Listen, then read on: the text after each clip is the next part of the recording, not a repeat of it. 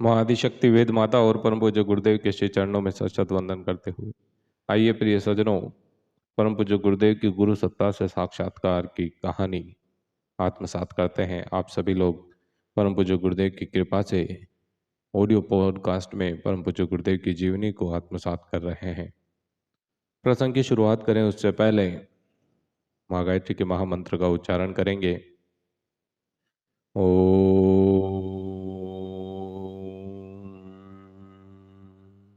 भूर्भुवः स्वः तत्सवितुर्वरेण्यं भर्गो देवस्य धीमहि धियो यो नः प्रचोदयात्। प्रिय सज्जनों, देवी सत्ता का प्राकट्य जब किसी महामानव के जीवन में होता है तो सोने से सुगंधी का काम करता है। परोक्ष मार्गदर्शक सूक्ष्म शरीरधारी ढूंढते भी उन्हें ही हैं जिन्हें माध्यम से उन्हें मानव मात्र के कल्याण हेतु सारा ढांचा विनिर्मित करना होता है। समष्टिगत चेतना का अवतरण जिस स्थूल तनधारी में होता है, फिर वह सामान्य न रहकर असामान्य अवतारी पुरुष हो जाता है।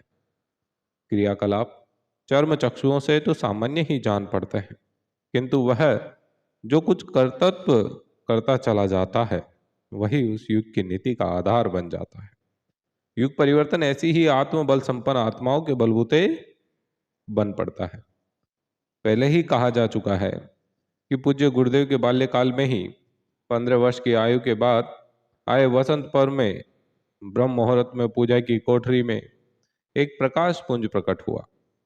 उस दिव्य प्रकाश से सारी कोठरी जगमगा उठी। प्रकाश के मध्य एक योगी का सूक्ष्म छाया शरीर उभरा। इनका स्थूल शरीर एक ऐसे कृष्णकाय सिद्ध पुरुष के रूप में है जो अनादिकाल से एकाकी, नग्न, मौन, निराहार रहकर अपनी तप ऊर्जा द्वारा अपने को अधिकाधिक प्रचंड और प्रखर बनाता चला आ रहा है। एक दिगंबर देहधारी हिमराशि के मध्य खड़ी दुर्बल काया, यह तो स्थूल रूप में उपलब्ध उनका एकमात्र चित्र है जिसे हम देखते हैं, जो गुरुदेव की पहली हिमालय यात्रा के समय उनके आग्रह पर स्वयं स्वामी सर्वेश्वरानंद ने उनके समक्ष प्रस्तुत किया।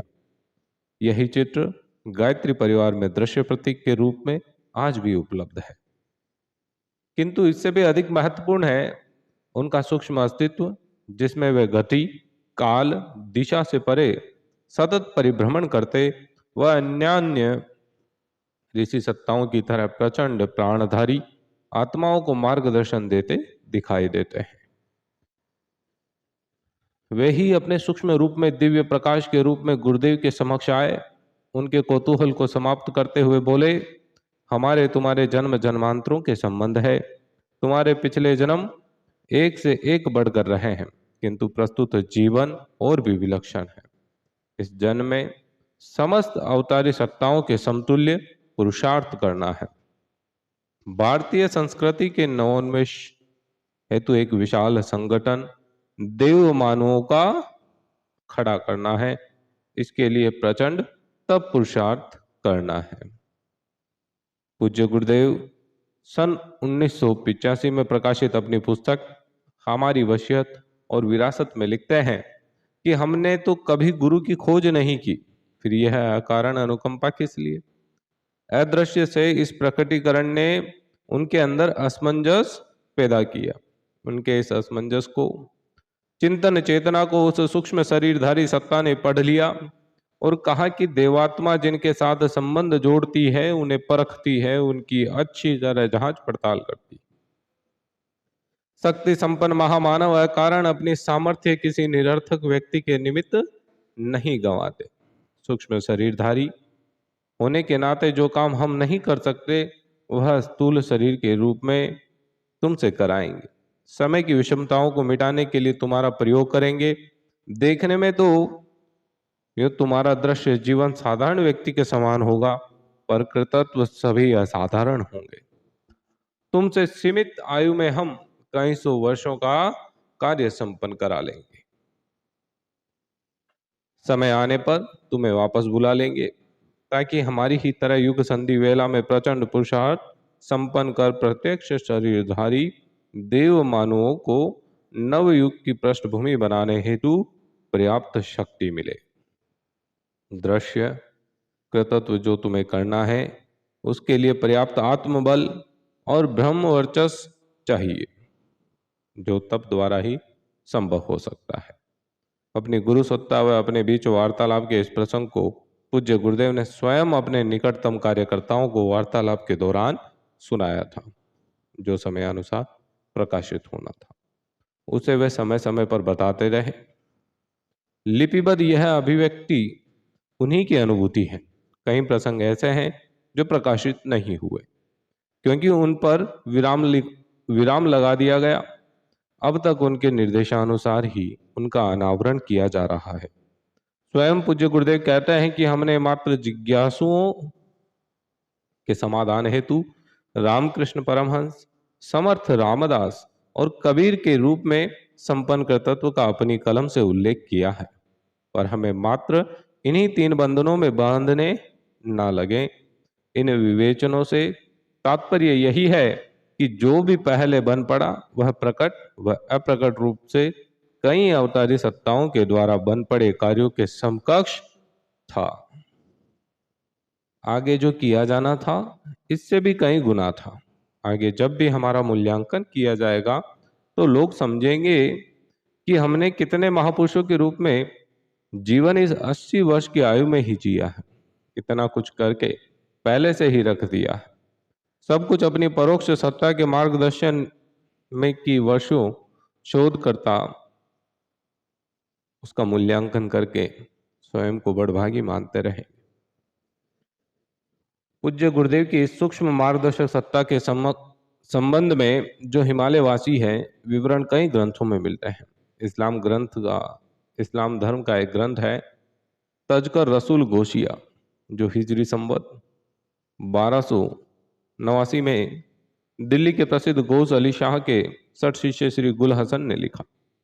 ये पुस्तक आज भी श्री दीप सिंह हिम्मत सिंह राज लोठा, पोस्ट आंकलाव, गुजरात में उपलब्ध है।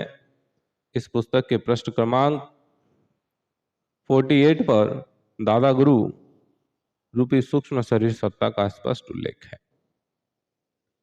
150 वर्ष पूर्व श्री गुल हसन शाह की मुलाकात स्वामी श्रवणनाथ के माध्यम से हरिद्वार में श्री सर्वेश्वरानंद जी से हुई। वे इच्छानुसार जब चाहते अपना वयोवृद्ध शरीर छोड़कर 12 वर्ष के बालक बन जाते थे। उनके अनेक दृश्य चमत्कारों का वर्णन श्री शाह ने किया है। वस्तुतः ऐसे संतों की आयु का कोई अनुमान नहीं लगाया जा सकता। वे चमत्कारों को देखने की ललक में आतुर सामान्य व्यक्तियों की भीड़ देख स्वयं ही सूक्ष्म शरीरधारी हो दुर्गम हिमालय प्रस्थान कर जाते हैं। मात्र समस्त हितहरू अपने सुपात्रों का चयन करने भूलोक पर आगमन करते रहते हैं। भूख, प्यास आदि लौकिक बंधनों से वे पूर्णतः मुक्त है। पायलट बाबा रचित ग्रंथ हिमालय कह रहा है, इसमें अलग अलग प्रश्नों पर विस्तार से योगी राज श्री सर्वेश्वरानंद जी का उल्लेख आया है। स्वयं पूज्य गुरुदेव ने अपनी गुरु सत्ता के दृश्य रूप के संबंध में भी कभी कुछ न लिखा न कहा। अपने हर कार्य को उनके मार्गदर्शन में संपन्न वे मानते थे। अपने हर कार्य का उपलब्धि का श्रेय सदैव परोक्ष सत्ता को देते थे। यह विनम्रता भी हो सकती है। वह महामानव के रूप में स्वयं श्रेय न लेने की उनकी नीति भी, किंतु इससे इनकार नहीं किया जा सकता कि जिस प्रकाश पुंज ने उनके जीवन के 15वें वसंत में साक्षात्कार किया था, वह निश्चित ही उनकी गुरु सत्ता थी, जो उनकी ही तलाश में थी। उस पावन दिन उनसे एकाकार हो उन्हें विलक्षण अवतारी सत्ता बना गई। एक गायत्री परिजन की अनुभूति के माध्यम से ऊपर व्यक्त किए गए कथन को स्पष्ट करना चाहेंगे। स्वयं गुरुदेव कहते थे कि हमारी मार्गदर्शक सत्ता सदैव हमारे साथ रहती है, हमारे आगे पायलट की तरह चलती रहती है। उसी सत्ता को, जिसे हम सभी दादा गुरु कहकर पुकारते हैं, देखने को जिज्ञासी नवसारी के श्री मगन भाई गांधी ने की। ये जिज्ञासा उनकी थी कि वो गुरु सत्ता के दर्शन करें। गुरुदेव ने कहा कि मुझे देखकर मेरे ही अंदर उनकी अनुभूति कर लो, किंतु वे जिद पर अड़े रहे।